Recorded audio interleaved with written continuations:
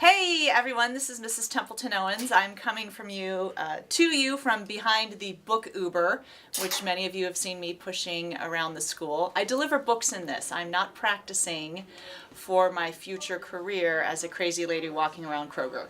At any rate, I am here today to talk to you and perk you up for the ELA 1 and 2 AIR test. A couple of helpful hints that you might need in order to experience the best you can be today and do wonderfully on the test.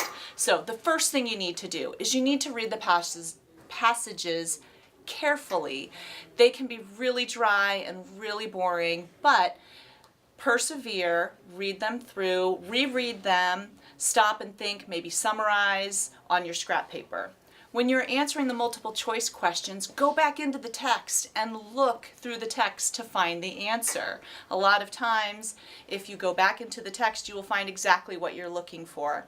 When it comes to the writing, make sure that you fully understand what the prompt is asking you to do. You're going to do one piece that's expository writing. That's some form of informative writing. In the past, students have been asked to talk about how the setting affects the characters or how the characters are developed. So consider that. Go back into the passage, reread the prompt, and ask, what is this prompt asking me and where can I find the answer in the passage? I recommend you using a graphic organizer. I know your teachers have had you use graphic organizers before you write for almost every paper that you've done throughout your time here at Fairmont, but definitely use a graphic organizer. When you get to the argumentative piece, make sure that you're using a counterclaim. That means make sure you address the other side of the argument and then get into your side of the argument.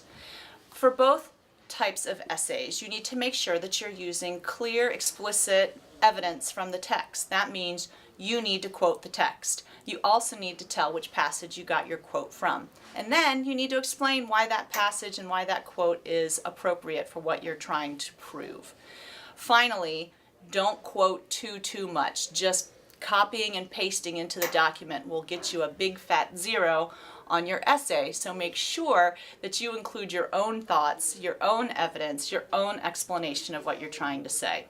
So just to sum up, make sure you read carefully, make sure you're going back into the passage to reread, make sure that you do a graphic organizer, make sure that you write full solid paragraphs, and make sure when you provide evidence, you give the explanation as to why that evidence is appropriate.